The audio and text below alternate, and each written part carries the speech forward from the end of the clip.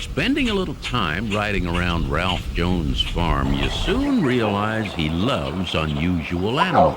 They're originally from the Gir Mountains of India, but look at here.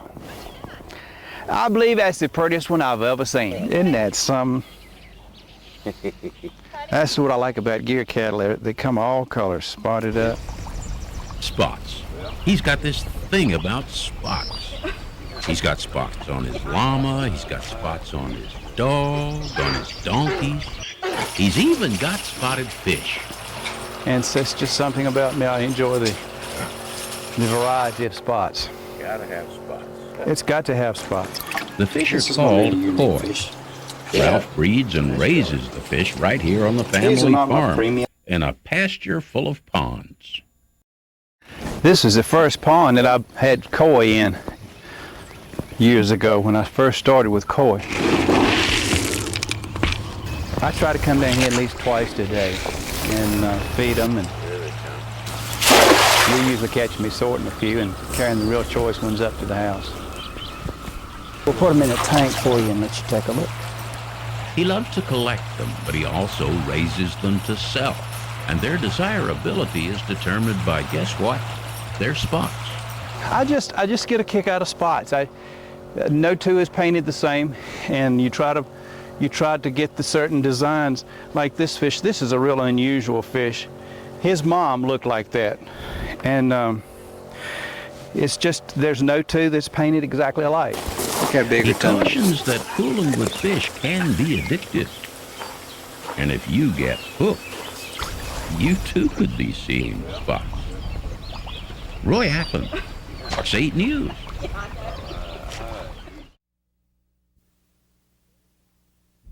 Clear prop.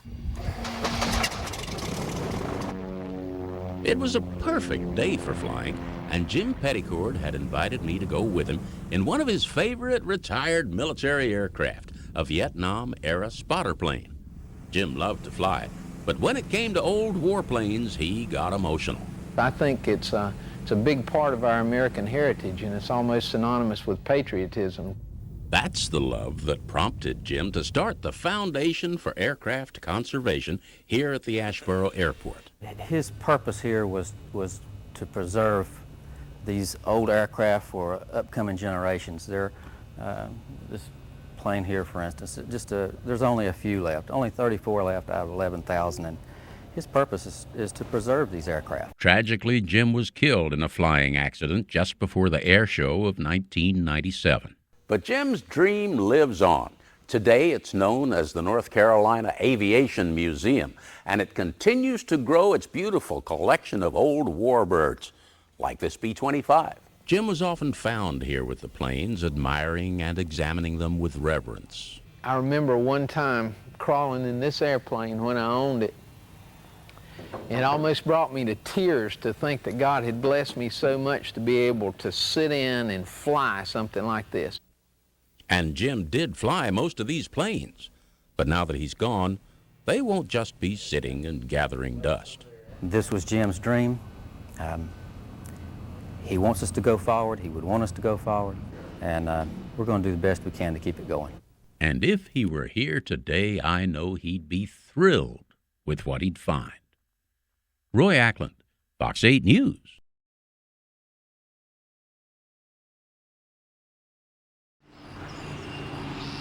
In the Piedmont community of Churchland, you'll find an artifact of a more genteel time long ago. Roy, this is a very special spot for me. It's, of course, it's the painting I did with Grubb's gazebo. To artist Bob Timberlake, it seems like only yesterday that he immortalized it in one of his paintings. It's a very special place, and I did 3 studies of it, actually, and then the main painting, and it's still here. Yeah. Still is kind of a little rougher shape like I am, but it's 100 years old. The elegant old structure is the only thing left on the grounds of the home of Henry Clay Grubb. The home burned years ago. Just things like this just fascinate me. I mean, the work, think of probably all the courting that went on out here, and all the marriages or the things like that. Cosmetically, the old gazebo looked pretty rough. So through the cooperative efforts of Bob and the Grubb family, renovation was undertaken. It's still just as solid as it can be. Contractor Danny Sink is doing the reconstruction and has even been able to find exact replacements for the beaver tail shingles that were broken. Which really leads you to believe it's part of the original shingles, or came from the original company. A part of the restoration involved moving it down Highway 150 just a short distance to the family cemetery, where it was picked up by a crane in order to avoid these beautiful old magnolias, up and over and down to its final resting place.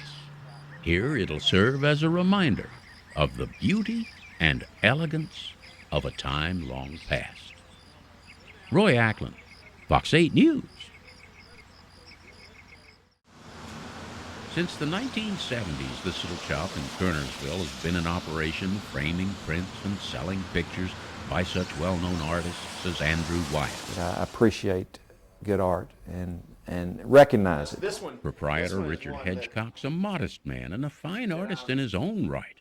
The walls are covered with his work. I feel like an artist is best if he paints what he knows and what he has a feel for. So most of my paintings certainly express Piedmont, North Carolina, and the things I'm around and the things I'm with. And I don't paint them necessarily with a sold sign in mind. I just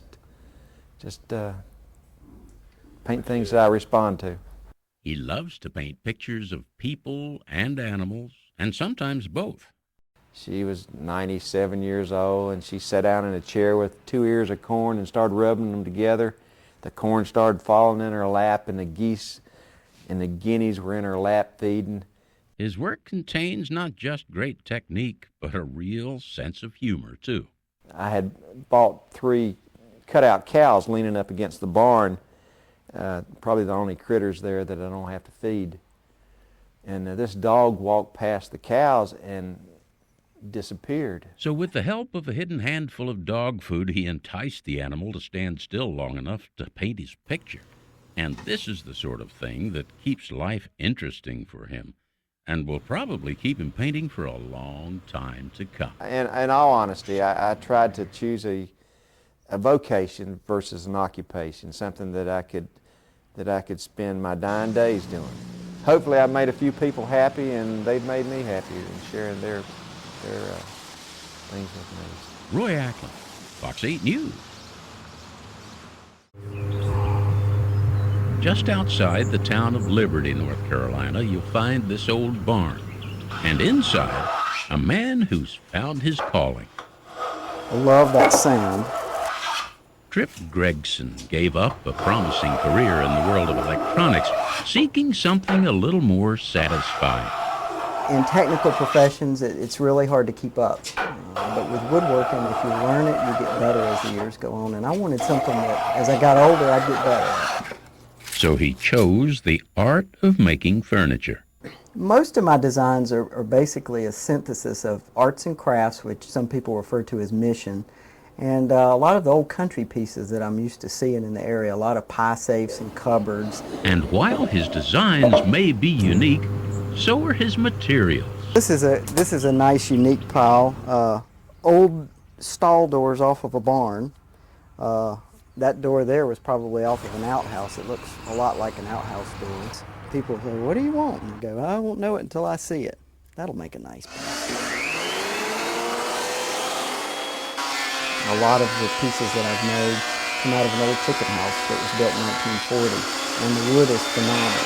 It starts off looking really bad, and then you run it through the planer, you're looking over, oh wow, that's cool, look at that grain. So it's just fun.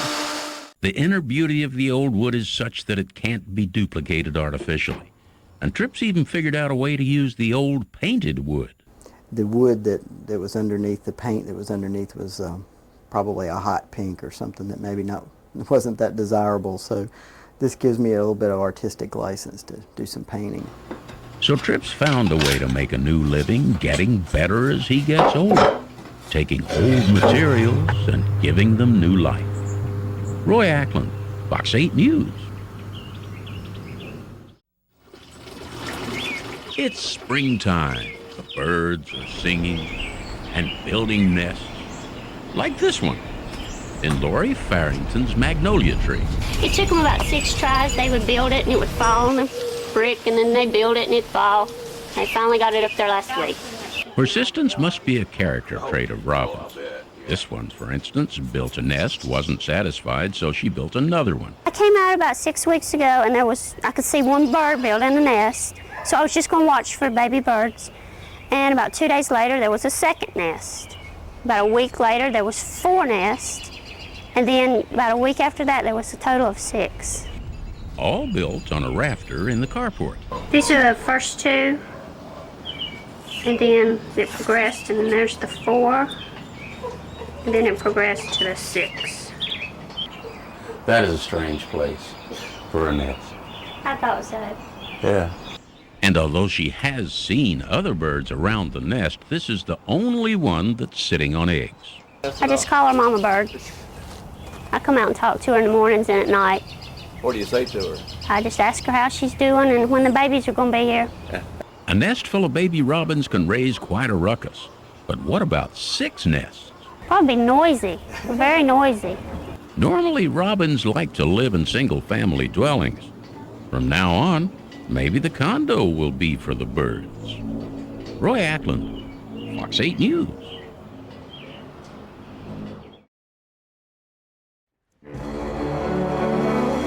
There's nothing like actually being on a podium and hearing the music from an orchestra coming at you. I mean, it's the best seat in the house. For 7 years, Stuart Malina has conducted the Greensboro Symphony. I can honestly say it's been the happiest 7 years of my life. Happy years building a great reputation in his somewhat unusual field. If I had to come up with a comparison, it would be like a basketball coach, in that the players are actually doing the playing, they're actually making the music. I'm just making sure that they do the preset plays correctly. Great. Questions on that? Super. And if you think conducting isn't athletic, think again. Yeah, try doing this for an hour. I mean, it actually, it's on and off, and sometimes it is as little as this. But boy, I've had injuries, and I've had, it comes with the territory.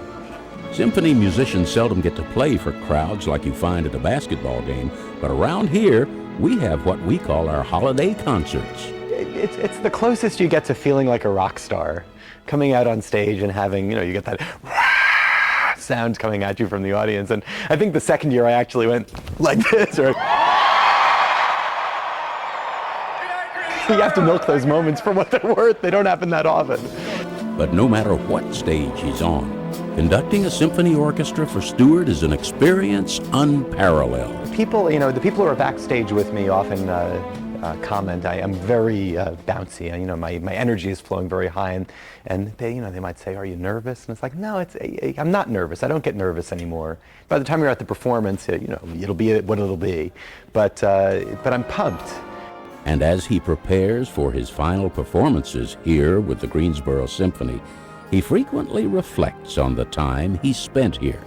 I'm a blessed man to be able to do this again and again. And we've been blessed to have had him. Roy Ackland, Fox 8 News. It was Easter of 2002 when Putt and Putter first came to live with the Pierces. Little babies, everyone, played with them and everything. The kitchen sink was the ducklings' first experience with water, and they loved it. Well, like I say, ducks take the water.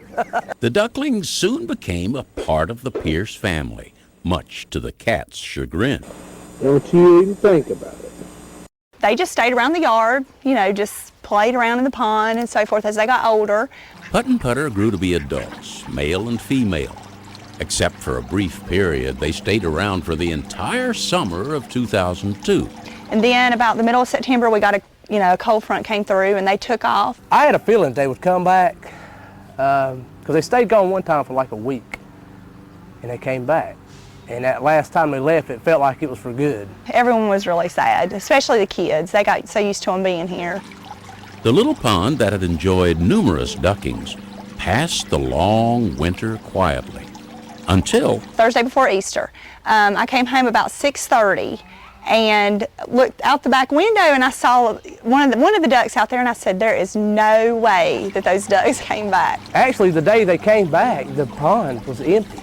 I had just started to clean it out for the year, and she called me and told me they were here. The first thing I told her was like, fill the pond up. Nobody knows for sure what prompted them to leave, but I have my own theory about what brought them back. They like minnows, that's their favorite. They actually get excited over those. But wait, this isn't a fish story, it's a duck tale. A tale I'm sure the Pierces will be telling again and again, as every year the ducks return once more. Roy Ackland, Fox 8 News. This cornfield at the farm park in South Davidson County looks like any other cornfield, but actually it's special. You see, it's an artist's canvas. First thing we've got to do is find our control points. I'm thinking this corner right here, this corner right here, and that spot there where you're making this first turn. The man with the plan is Dr. Garry Robinson of NC State, and the plan? To lay out a picture of an old steam engine in this cornfield. Line drawings work best, so I hired a student who was an art student to produce drawings for me. With the help of a computer and a global positioning satellite receiver, they're going to end up with the big picture. What we're doing is creating a giant connected dot picture. Probably the biggest connected dot picture anybody around here has ever worked with, but that's all it is a connected dot picture. But instead of using a pen or pencil to do the drawing, they're going to use a lawnmower. Garry and his computer walk the prescribed lines, marking the waypoints with the GPS and placing stakes. Then the lawnmower comes along and cuts the actual path. All right, he'll come to here and then turn and go right back out. Yeah, he's going to see just how good that ZTR is. Nice. Without a bird's eye view, the actual picture is hard to see, but they'll repeat their action again and again and again until finally it's complete. Well, folks, it actually took us, from when we really got started, about 2.5 hours. And then, looking for more green pastures, Garry Robinson will still be outstanding in his field. Roy Ackland, Fox 8 News. Corn chips? What would you say if I told you that all of you have had a little corn this morning? They came to the Denton Farm Park to learn about corn. Well, John, get that bottle of Coca-Cola over there and look at the ingredients and see what you find. High fructose corn syrup. Kids from daycares to day camps all over central North Carolina were there to learn that corn can be found in just about everything you eat. Give it to Sherry, Chris. Now, she's going to drop it in. It was a hands-on experience. They were about to be amazed. This here is what the maze looks like up above. It's the diagram is of a steam engine, portable steam engine.